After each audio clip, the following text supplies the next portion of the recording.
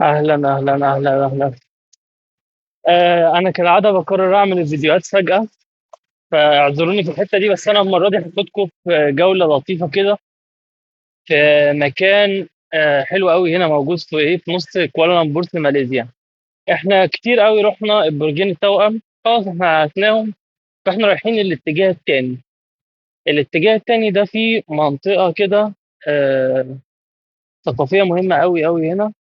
هو عباره كده عن مبنى كبير كان خاص بالاحتلال اللي كان هنا، اللي هو كان البريطانيين ساعتها تقريبا، وقعدوا فترة كبيرة جدا في ماليزيا. ولكن المكان ده تم إعلان استقلال ماليزيا، كان في 1957. مكان جميل جدا، معمول بالطريقة الإسلامية كده، وتشكيلة من الفن الهندي على الإسلامي، فشكله جميل جدا. وهو شبه برضو حاجات البريطانية، فبتجد فيه كوباب كده نحاسية زي ما كان موجود ساعتها في الوقت بتاعهم ده. فمبنى جميل جدا، وحواليكوا فيه النوافير اللي معمولة بالطراز الإسلامي. عارفين الطراز كده بتاع أهلنا في المغرب، كده بيعمل لك كده دايما في نص البيت، دايما حتة كده فيها نافورة وفيها قاعدة كده زي بتاع الشام. برضو الشام برضو في سوريا، البيوت القديمة كده كان يجي في وسط البيت، حوالين بيت العيلة كده يعمل لك نافورة وقاعدة عربي. هو معمول فيه نوافير، ومعمول ورا كمان في مبنى تاني فيه نافورة جميلة جدا. أحسن حاجة في المكان ده إن بيجي بالليل، اكتشفت إنه بينوروا كل الحاجات اللي وراكوا دي. يعني هتلاقوا فوقيه هنا، راح فين؟ شايفين ده؟ الورد ده، الورد ده هو أصلا زي كده الوردة الأساسية في الثقافة الماليزية، هتلاقيها موجودة عندهم في العملة بتاعتهم وكده. وهو آه وردة الديبسكس. الراجل ده عايز يعدي، فأنا عايز أعدي. أنا عايز أوريكم برضه أنا بتكلم في إيه. فهتجدوا في اكتر عواميد النور دي هناك، بس لسه ما نوروش. هو نبات الدبيسكس ده. في ايه تاني؟ في بقى هتلاقي كل الشارع ده هينوروه الوان وحركات اول ما بيجي بالليل، بيبقى منطقه جامده جدا. وهنا البرجين التوأم بس بعاد عن هنا، احنا في الناحيه التانيه. احنا برضه مش قريبين قوي، لا ده لسه هنمشي يجي مثلا نص ساعه لهناك. فحوار يعني. انا هنا كنت جيت، ممكن انزل لكم الفيديو من غير صوت. انا كنت بمشي كده، بحب امشي الصبح بقالي كام يوم كده، وكنت مسجل الروتين الصبح كده، بفتح الكاميرا وبفضل ماشي في صمت. فجيت هنا من يومين وكان في ماراثون. انا عايز اقول لكم، كل من ساعه ما فتحت الفيديو، شوف احنا بنتكلم بقالنا 3 دقايق لحد نهايه الطريق ده كمان، كان كل ده ناس في الماراثون ده. فتخيلوا، كان جو كده مليان طاقه، كان ايجابي وحلو، فحاجه لطيفه. وهنا برضو الجسر ده بيلونوه بالليل، وكل ده بيفتح انوار.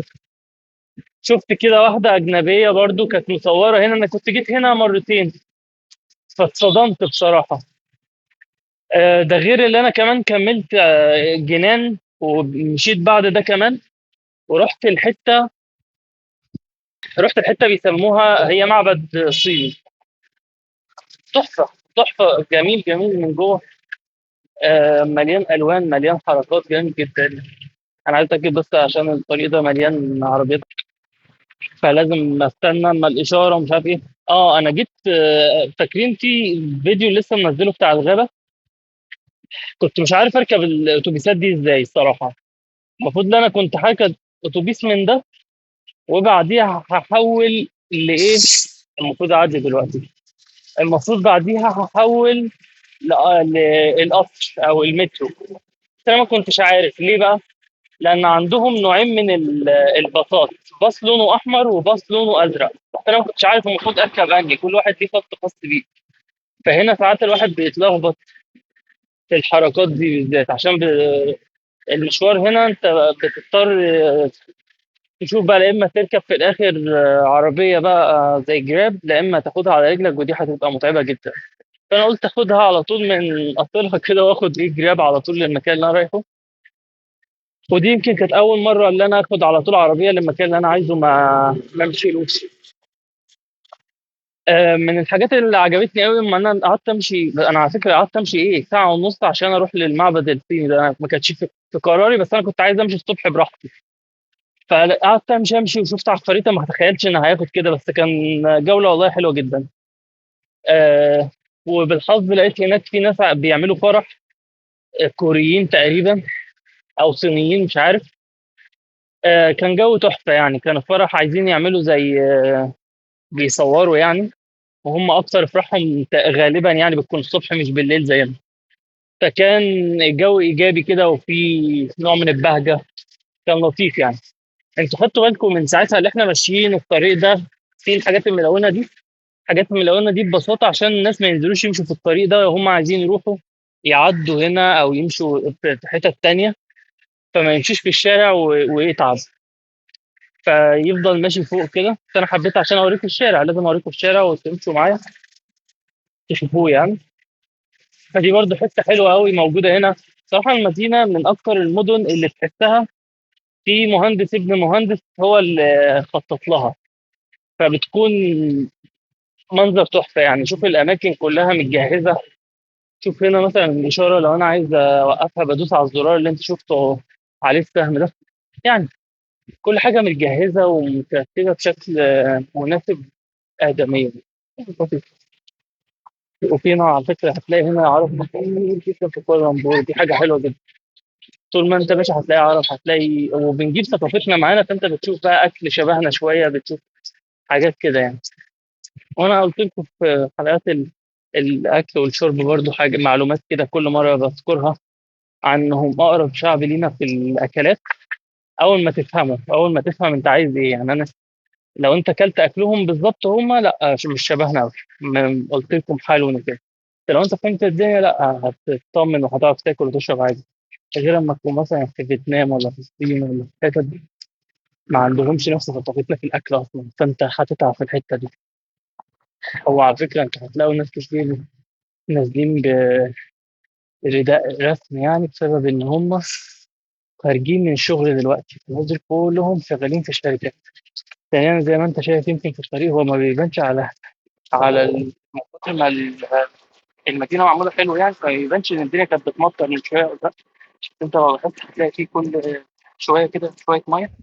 طيب الدنيا كانت قاعده بتمطر جامد جدا من شويه، بس كل ده اختفى في ثواني. يعني هو بعديها ب4 دقايق كل ده بيختفي، وبترجع الشوارع كأن ما فيش أي حاجة. أنا لاحظت شوية ممكن الشوارع ممكن تكون مبلولة أكتر من كده في خارج المدينة كولومبور يعني. وأنا رايح الغابة دي كان خارج المدينة شوية، فأنا لا شفت هناك الأرض كانت مبلولة أكتر من كده. ف... فالمدينة يعني قصدي مجهزة يعني. شايفين مثلا الخط الأزرق ده معمول للعجل، معمول للفزب الكهربية الصغيرة الحركات دي، والطريق الكبير معمول للعربيات كل حاجة. والحتت اللي هناك اللي فيها ظل دي معمولة الناس تستظل وتقف تستنى الأتوبيس، لأن الأتوبيس ملوش موقف زي ما احنا حافظين كده في موقف خاص بالعربيات بتلاقي عنده عربيات كتير. لا هو بيبقى زي كده، يقف عنده أتوبيسين تاخد الأتوبيس اللي انت عايزه وتمشي، فبتبقى حاجة تحفة. ثانيا لو لاحظتوا هنا كل حتة فيها أشجار، كل حتة فيها نباتات. يعني تخيل ده اصلا حجم نبات العنكبوت يعني. دور كده عند نبات العنكبوت عندنا هتلاقي قد كده ما بيكبرش، بس هنا ده موطنه الاصلي فبتلاقيه كده. انا مش عارف ايه الصوت القوي قوي ده، موتور تقريبا بتاع الشركه بتاع مش عارف ايه ده، حد بيقطع بيجز النباتات. في حد بيعمل الزفت بتاع الحشرات ده، بتبقى ريحته قويه قوي. فاحنا هنسرع عشان انا بعتبره غير ادمي. شوف اصلا عامل دخان ازاي. فهحاول اسرع. لا وعامل هناك زي سايب المكنه هنا في حته ما بتطلع لوحديها. فانا فعلا استغربت ازاي ما بيكونش فيه هنا اي نوع من انواع الحشرات طول ما انت ماشي. فاتاريهم بيرشوا كده كل فتره. بس لازم نسرع يا جماعه، احسن ده ايه قوي جدا. عايزين نسرع عشان العربيه دي. بس عمري ما جربت دي وبخاف منها في الطريق الصراحه. في اسيا كلها بخاف اجرب اي حاجه اركبها، بس انا قلتها لكم وريتها لكم كذا مره. كل اللي عليك زي ما هو قايل لك في الصوره كده، هتجيب الاب، هتعمل سكان وهتمشي بالعجله دي. هي عجله على فكره، مش فيسبا. يعني انت تعتقد انها فيسبا، بس انا لاحظت انها عجله بس كهربيه، يعني بتخليك اسرع، بس انت بتعملها برجلك زي العجله بالظبط. ايه ده يا جماعه، بدأنا نوصل خلاص اهو. هو اللي هناك ده، شايفين القبه النحاسيه اللي قاعده بتنور دي؟ ما هو كذا مبنى، فاهمين؟ لان الحته دي كانت بتعتبر منطقه اداريه. شوفوا يا جماعه الشجره قد ايه من هنا لهنا، شوفوا الحجم. كل هنا كده اشجار بتتعدى 100 سنه 200 سنه، حاجات كده مرعبه، وبيطلع عليها اصلا اشجار تانية. حاجه غريبه، حاجات هنا غريبه. هدخلكم برضو معايا جوه، يا رب ما اكونش بقى صوتي عالي وكده، لان انا ما بحبش.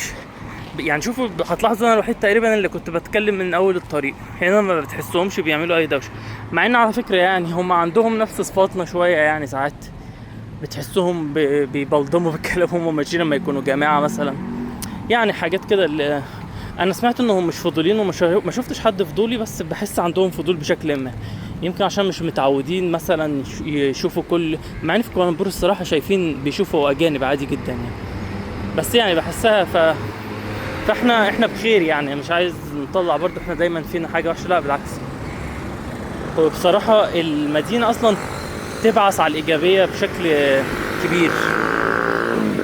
فالناس الناس حسب بيئتهم حرفيا.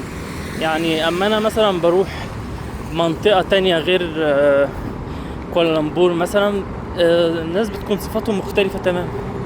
يعني هنا بالنسبه لنا الناس هاديه جدا جدا جدا، بس بالنسبه للاماكن التانية اللي مش في وسط البلد زي هنا، لا دول بالنسبه لهم ناس مجانين وعناف وكل الكلام ده. وفعلا انا اول مكان نزلته كان بيبعد عن كوالالمبور شويه، تلت ساعه او نص ساعه، بس دي بتفرق كتير جدا، لان لاحظت الناس نفسهم اهدى من الهدوء. المهم انا عايز اوريكم ده النبات اللي قلت لكم الاساسي بتاعهم. وفي نفس الوقت هتلاقوا صوره، مش عارف ظاهر هنا ولا لا، ممكن اقرب له. نمر. النمر ده مشهور قوي هنا برضو وفي تايلاند. عارفين النمر اللي احنا دايما كنا بنشوفه في موكلي كده، اللي هو الاصفر المخطط؟ هو زي ما انتم شايفين اهو، هقرب لكم. هو ده اصلا موطنه. يعني احنا بنعتقد ان كل ده في افريقيا، لا، في هنا انواع تانية خالص. واللي احنا بنشوفه اللي هو النمر الاصفر اللي مخطط بخطوط سودا دي، هو اصلا من دي بيئته، الغابات اللي هنا. وانا مش هكذب عليكم، انا عرفت معنى كلمة غابة اما رحت امبارح. عرفت ان الواحد لا محتاج يفهم اكتر عن السرفايفنج وعن ازاي ينجو في الحاجات دي. عشان الحاجة مختلفة تماما عن اللي احنا بنشوفه. يعني انت دايما بتشوف الغابات بتقول ده انا في ثانية هعرف اعمل الخيمة لا حضرتك خالص، ابعد ما يكون. لان بمجرد انا عايز اعدي بس خايف الصراحة كالعادة، بكون خايف اعدي في الاماكن بتاعتهم، لانهم عندهم خط واقف وخط تاني بيتحرك، فانا بخاف من المواقف دي. ثم هيقفوا اهم، وانا كل القصة اللي انا اصلا هتزنق في النص برضو، اللي انا هتلاقيني الراجل اتعصب عليا. هما بيقفوا الزفت الموتوسيكلات بتمشي في النص ولا كأن في اشارة، فدي برضو تخضني. يلا ربنا سترها. شفتوا؟ عشان كده بخاف ان انا اعدي. طبعا انا مش هعدي دلوقتي خالص الا لما الخط ده كله يقف. فانا امبارح اما كان في الغابه دي، انا ما عرفتش معنى كلمه غابه الا لما دخلت شويه فيها. هي فيها اماكن عادي جاهزه. هعدي دلوقتي عادي. نعدي بسرعه عشان الموتوسيكلات هنا ما بتطمنلهاش. شوفوا يعني هنا الموتوسيكلات بتجري على طول. احنا على فكره وصلنا تقريبا. هو ده بدايته اصلا. هتلاقي هنا ده بس الوحيد اللي فيه مشكله، بس هو عشان بقاله السنين يعني. فانا لما دخلت في الغابه، هرجع لموضوع الغابه دي، اما دخلت فيها شويه لا عرفت. وكان حرفيا في قبيله من القرود كده، كام قرد، 3 قرود شايفيني وكانوا ماشيين ورايا تقريبا. لا بتبدا تتخض. بتحس نفسك في جومانجي قوي، فبتبقى مختلفة اما انت تكون في الموقف يعني قصدي. عشان كده انا مرضتش، المفروض انا النهارده كنت هروح بقى الغابة الكبيرة. انا ممكن ابقى ابينها لكم في الفيديو. يعني هي اصلا على الحدود بتاع ماليزيا، وبعد كده غابة بقى كأنك داخل زي الامازون، ما فيهاش مدينة يعني، دي حوالين المدينة غابة، قصدي الغابة وسط المدينة، هي غابة كبيرة ما تدخلوش فيها. شوفوا المناظر هنا بقى. طبعا هو ده مش المعلم نفسه، المعلم هو اللي هناك ده. شايفين الساعة اللي هناك دي؟ الساعة دي برضو مشهورة قوي، مشهورة قوي هنا، فهي دي اللي هنروح لها. انا ممكن ابعد عشان حاسس ان انا مقرب قوي، فيعني الحاجات بتختلف اما انت تشوفها. هو هنا على فكرة بيقول لك ده بقى تاريخها ودنيتها. ممكن تعمل وقف للفيديو وتقرا بقى الحاجات، بس ما اظنش يعني هتعمل كده، بس اعملها. وكاتبين لك اللي ده مبنى غير ده، حتى بيقول لك كيرت، حاجات كلها تبع الحكومات. يا جماعه انا عايز اوريكم النباتات عندهم عملاقه، وده اللي انا شفتها برضو في الغابه هناك. ارجعوا الفيديو الغابه كده، شوفوا دقيقتين فيه كده، هتترعبوا من حجم الورق بتاع النباتات. حرفيا بطول 3 متر ورقه كده، تلاقيها 3 متر 4 متر 5 متر، حاجات غريبه كده بتحسها ايام الديناصورات مش ايام بشر، فحاجه تضحك. هو احنا المفروض هيبداوا فعلا اهو، فعلا بداوا ينوروا الدنيا هنا. الجسر ده جميل جدا، بيوريك بقى المنطقه من هناك قبل ما ندخلها، والمنطقه دي، وبتشوف الميه من الناحيه دي، لان هنا في اصلا ميه يعني تحت المكان ده. هتلاقي هنا ده اصلا عباره عن زي طريق فوق ميه اصلا، وهنا تكملته. هتجد فيه ساعات بيعملوا نظام زي بخار كده عشان يسقوا النباتات او يرطب المكان، هتلاقيه موجود هنا، مش عارف ظاهر هنا ولا لا. بص اما اقرب هتلاقي فيه بخار طالع، حاجه بسيطه كده مش عارف راح فين. هتجدوها باينه قوي في المبنى اللي انا هوريهولكوا هناك.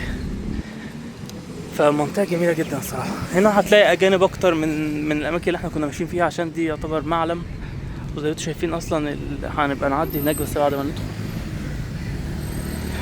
هو ده اللي احنا هندخله، بس اصبروا عليا عشان اوريكم الحكايه من اولها خالص قبل ما ندخل. واحنا الحمد لله جايين في وقت تحفه، فانت مفيش شمس قويه مثلا هتبوظ المنظر. الاضاءه مناسبه جدا، وبعد كده هم اصلا بداوا ينوروا، فانت برضه هتشوف الحركات بتاعنا. شكلهم عرب زي ده اهو. شوف المنظر فظيع، والاضاءات بدات تبان. مش كده الواحد بيجي هنا يرهق شويه، بس عادي. هوريكم اهو بقى، بس اول ما اطلع هوريكم المنظر من فوق للمبنى اللي احنا رايحينه عشان ما احرقش عليكم. بس هوريكم الاول ده وده. نقف كده بالراحه نشوف المنطقه هنا. طبعا انا بيعجبني قوي المباني اللي عباره عن شاشه كبيره، او بخاف من الناس اللي بيكحوا دول هنا، بس ربنا يستر. مش عارف ليه دايما بيكحوا قدامي. المهم اهو المبنى فظيع فظيع، حتى مع الاضاءات دي. انا كمان كنت باجي الصبح قوي، فكان المنظر مش واضح كده، فدلوقتي عشان بدأوا ينوروا تحت وفوق وهنا هتلاقي هنا في اضاءات، منظر تحفة. والمية هنا هو خلاص احنا بعد كده هنعدي هنشوف بس المية كده. على فكرة المية دي حوالين المدينة تقريبا كلها، هي اصلا جاية من نهر، ده اللي انا عرفته، فبتفضل تكمل. وفي مبنى هناك برضو ابيض بتشوفوه هنا. كل النظام هنا نظام المباني ده. طبعا البرج ده احنا حفظناه، اللي هو تاني اطول برج في العالم، وهما بيحاولوا يبنوا اطول برج في العالم الاول. المنظر هنا بيبقى تحفه برضو. دلوقتي بقى ننزل. بس انا عاجبني بجد فكره الاعلانات، شايفين بتتكبر سكيل قد ايه، قد البرج كله، حاجه تحفه. منظر هنا، المكان هنا مناسب جدا للقعده، خاصه بقى ما نعدي الطريق. حلو قوي الطائرين دول، لو انا قربت لهم هتلاقيهم اصلا طيور ما نعرفهاش. حبيت اوريكم شكلهم. هنبدا، ممكن ندخل المكان من المكان اللي انا عارفه، او لو نحب نلف. لا بس انا بحب ادخل المكان الاول من جوه، وبعد كده اطلع معاكم ونلف نشوف بقى الحاجات اللي موجوده من بره دي. طبعا انا اول مره بتفاجئ معاكم برضو من الاضاءات هنا، عامله المكان شكله جميل جدا. انا دايما كنت باجي الصبح قوي يعني، فكان مفيش الحركات دي. شوف بدأ ينوروه، منظر تحفة. وللأسف بيكونوا قافلين ده ساعات، بس عندهم حق يعني، عدد الناس هنا كبير جدا فالمكان هيتوسخ على طول، هيبوظ على طول، فهم بيكونوا قافلين يعني انك تطلع لفوق، بس ممكن يكون فاتحينه في حالات مثلا او كده. بس المنظر فظيع من هنا. وعلى فكرة القبب دي كلها نحاس، القبب اللي انتوا شايفينها دي نحاس. وده الساعة، واحسن حاجة في الساعة دي بتحسسك انك فعلا في بريطانيا ساعات، ان هي فجأة كل ساعة كده تروح عاملة الصوت بتاعها ترن كده قوية قوي، بتحسسك بجو تحفة. ثانيا انا ملاحظ البيوت التانية تحسك في لعبة استراتيجية، مش عارف انتوا ملاحظين ولا لا، بس انا هوقف لكم تشوفوا، شوفوا منظرها. مش بقولكوا كل ما اقرب من حد يبدأ يفتكر ان هو عايز يكح، مش عارف ليه الحتة دي غريبة قوي عندهم، بس عادي. آه دلوقتي بقى ندخل نشوف بقى المكان كله ابيض فابيض، بيحسسك بجو فظيع يعني. هنا اللي بيقول لك الحاجات القريبه منك ومعرفش، والحاجات اللي موجوده هنا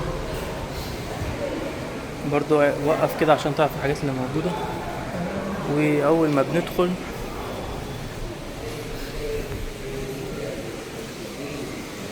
انا ما مشيتش قبل كده وطلعت لفوق، بس ممكن اطلع معاكم لو انا كان عندي وقت، بس انا عايز اوريكم الاول جوه بعد كده نروح. المكان هنا مبلول شويه فاحنا او عادي ربنا يستر. بس هي النظام برضو الاسلامي اللي هو النجمه اللي انتوا عارفين شكلها، والنافوره على طول المكان كله. انا هوريكم منظر جميل دلوقتي قبل ما نروح، قبل ما ندخل الحته دي، عشان الحته دي اصلا لوحديها يتاخد فيها مليون صوره، حتى بتلاقي الناس قاعدين بيصوروا فيها. بس انا عايز اوريكم الاول المنظر هنا كالاتي، شوفوا. وهي على فكره بتنور، انا طبعا باجي الصبح فانا قاعد بكتشف زيكم. وفي جوه نجفه كده سوريه كبيره شكلها تحفه. بصوا بقى هنا تحفه التحف. المكان هنا يحسسك انك داخل في قصر كده من ايام ما كانت القصور قصور حرفيا. منظر تحفه تحفه تحفه. انا صورت هنا كتير، بس أنا لازم ادخل اوريكم من جوه ايه النظام. شكله تحفه من هنا. ثانيا انا عرفت على فكره، شايفين العلم اللي احنا شايفين ده اصلا في نص المنطقه الجرين اللي انا قلت لكم هنعدلها، فيعتبر على فكره من اكبر الاعلام في العالم. تخيلوا، هو مش الاكبر بس من اكبر.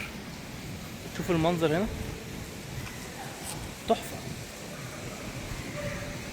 وكمان القاعه جوه ما بتكون منوره بتدي عمق كمان للمكان.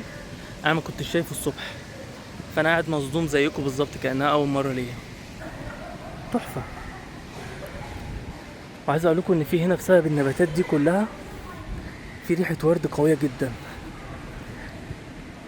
بتبقى موجوده هنا طول الوقت. مش عارف ده يمكن عشان هم مثلا زارعين من ورا هنا انواع من الورود دي ولا ايه، بس هو ريحه ورد بلدي قويه جدا. وهنا الساحه، المبنى، الساعه،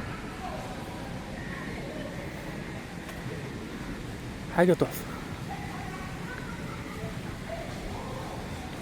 احنا بقى المره دي مش عارف هل اطلع معاكم ولا اوريكم. تعالوا نطلع الاول وبعد كده اوريكم حاجه جديده، وهي هتكون اخر حاجه في المنطقه دي، اللي هي في نفس المبنى ده. وبعد كده هنروح بقى الناحيه التانية، هوريكم المنطقه الخضراء دي ومبانيها ودنيتها برضو شكل مختلف. مش كده الواحد بقى بيرهق، مش عارف ليه الارهاق ده على الفاضي. بس انا ما طلعتش قبل كده على فكره فوق، فانا عايز اطلع، دي اول مره ليا، فاظن تبقى حاجه تحفه يعني. وانا اظن اصلا بيدخلوا لها زي ما احنا شفنا من هنا وبعد كده بيطلعوا،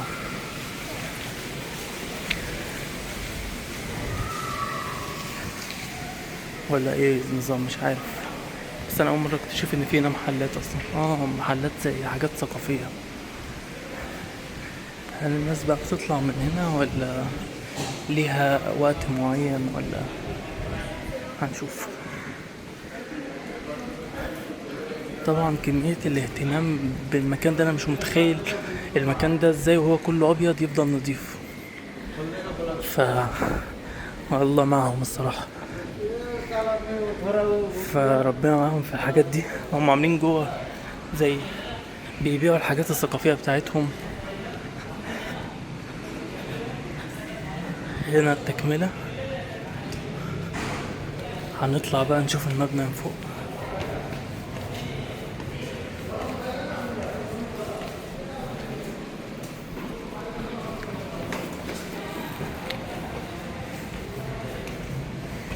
اخيرا طلعنا اهو. منظر تحفة. احنا كنا هنا، منظر هنا تحفة الصراحة. ده الغراب اللي عامل الصوت ده كله. طبعا الصوت هنا بيكون اضعف بسبب ان القاعة دي مغلقة كده ومن فوق مدورة كده، فالصوت بيبقى هنا مضاعف. تقريبا عاملين جوه هنا كافيه، بس شكله تحفة يعني. القعدة بتاعته تحفة، قعدته على الشارع تحفة. واحنا كده خلصنا تقريبا، لان هو عبارة عن زي دايرة بتنتهي هنا وهنا برضو، فهي هتبقى نفس الشكل هنا لانها عبارة عن باترن متكرر. احنا المرة بقى اللي هننزل لها دي، طبعا المباني هنا تحفة بالليل، تبدأ تنور، تبدأ تعمل اشكال والوان هنا حلو جدا. هننزل بقى عند المبنى الجميل ده وهنشوفه من قريب. هو ده اللي احنا هننزله دلوقتي، وبعد كده هنطلع برا ناخد جولة أخيرة كده في المكان اللي بره، اللي هو عبارة عن أرض واسعة خضرة، وفي العالم ده موجود. هو عامل زي ميدان يعني. منطقة بصراحة تحفة. أنا قلتلكوا قبل كده إن أنا بخاف وأنا نازل من السلالم بتاعتهم عشان بتكون صغيرة، بس أنا حاسس دي طبيعية شوية. أنا حاسس دي الحجم بتاعها طبيعي.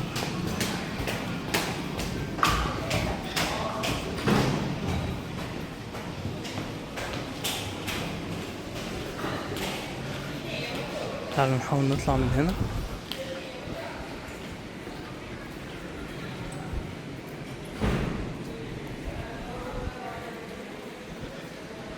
بدل ما كنا هنلف من هنا هنطلع من هنا. المهم يكون في بس خروج، ولا لازم اطلع؟ لا شكلي لازم الف من هنا واطلع من هنا، ولا مش عارف. هو تقريبا بينتهي هنا تصدقوا، فانا لازم هلف واطلع تاني من الباب ده، مش مشكلة.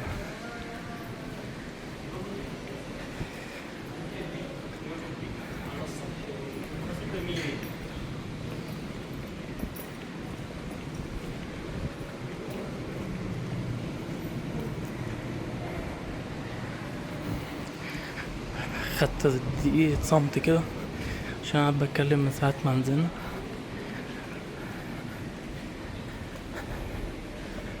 بس منظر تحفة. شايفين انتم ملاحظين الاضاءات عاملة ازاي من فوق اصلا؟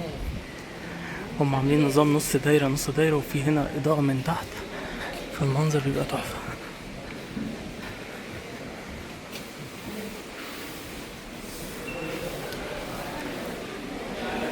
هانت. تقريبا الباب هو اللي هنا. اخيرا. ده حد قاعد يلف كتير اوي، انا عايز اعدي.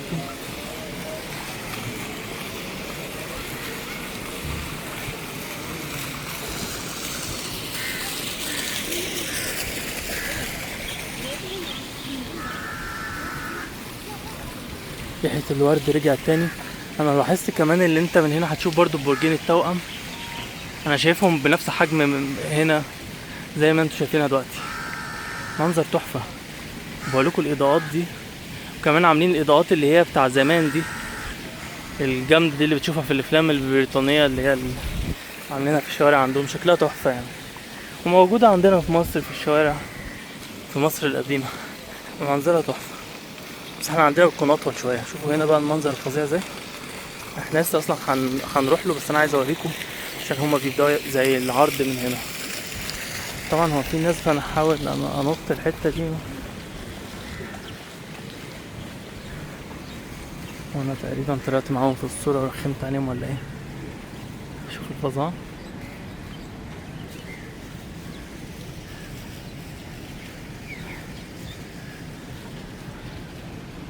شوف هنا بقى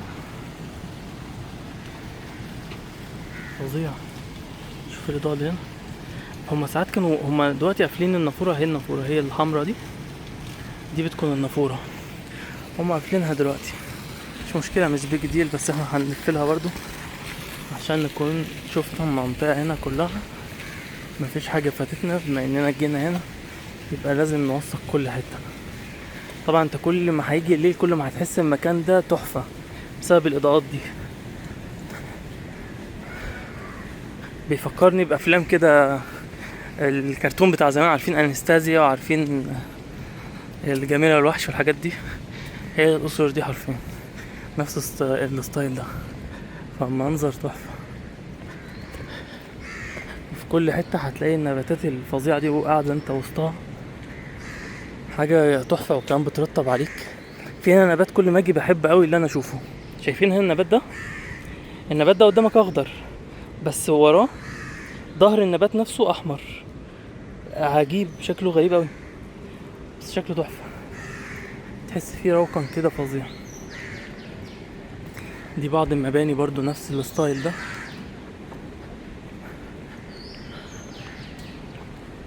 شوف قصدي بقى في الاضاءات، عشان اضاءة المغرب بتعمل لون لبني على مبنى. هنا مفيش اي الوان على فكرة، بس يمكن ده انعكاس اللون الازرق اللي هناك ممكن، بس اللون مش ازرق زي ما انتوا شايفينه كده، بس هو فعلا مزرق كتير.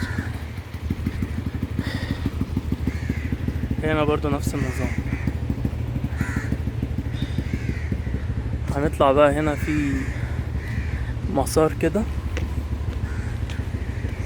هتشوف البحر او النهر اهي، قناة المية تيجي هنا. في هنا زي جسرين، وهنا المية.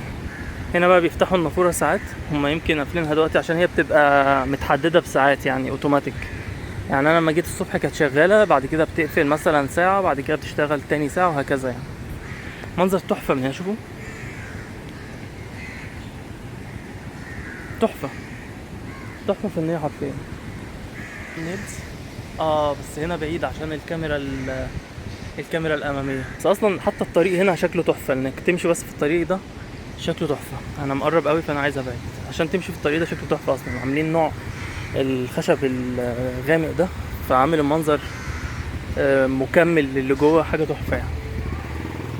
احنا دلوقتي بقى هنطلع من هنا على طول، مش لازم نطلع من بره عشان اوريكم الناحية التانية بقى، وبكده نكون شوفنا كل المنطقة بتاع وسط البلد هنا والمباني. هتبقى حاجة تحفة. نفس القصة هنا، تحفة تحفة.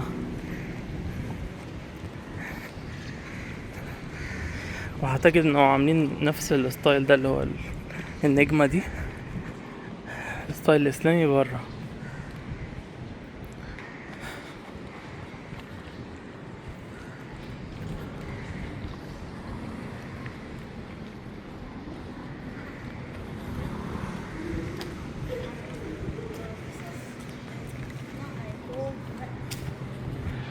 الواحد بدأ يرهق شوية بس عادي. احنا تقريبا كده وصلنا. عايز اوريكم قد ايه المباني برضو هنا شكلها تحفه، بس مش عارف هل انتوا شايفينها في الفيديو؟ قولوا لي في الكومنتات انتوا شايفين المناظر اللي انا شايفها. شوفوا العمود ده، وحجمه في الطبيعه بقى بيبقى عملاق حرفيا. هو اطول من البرج ده، يعني ده برج اصلا، هو اطول من البرج. عايزين نعدي بقى.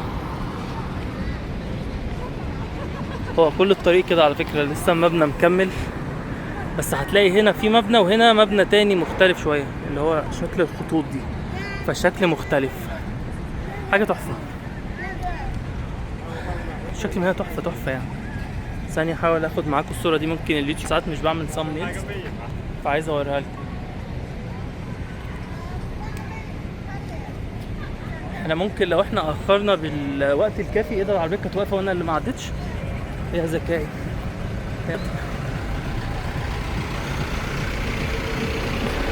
كنت بقول لكم ايه، نسيت حتى. ممكن لو احنا جينا في الساعه الصح هتجد المنبه ده قاعد بيضرب بالصوت بتاع الساعات الكبيره دي. حقيقة المنظر بيبقى تحفه يعني. هنا زي ميدان هنا كده، الميدان ده وفي النص فيه العلم، وبعد كده بتشوف المباني دي. طبعا الارض هي دلوقتي مش مطينه قوي الحمد لله، هي لسه مفيش حاجه بسبب المطر. وطبعا انت هنا المطر 24 ساعه، ممكن كل شويه لازم في اليوم هتمطر يعني، فمش فارقه. بس مساحه انا مش عارف اوصل لكم قد ايه. مساحه هنا عملاقه اخضر تقريبا. هناك بيعملوا زي اكتيفيتي معينه، يمكن يوجا ولا هم قاعدين كده بقصد، مش عارف. بس تحفه. وريحه الخضار والنجيله تحفه، بتريح الواحد قوي.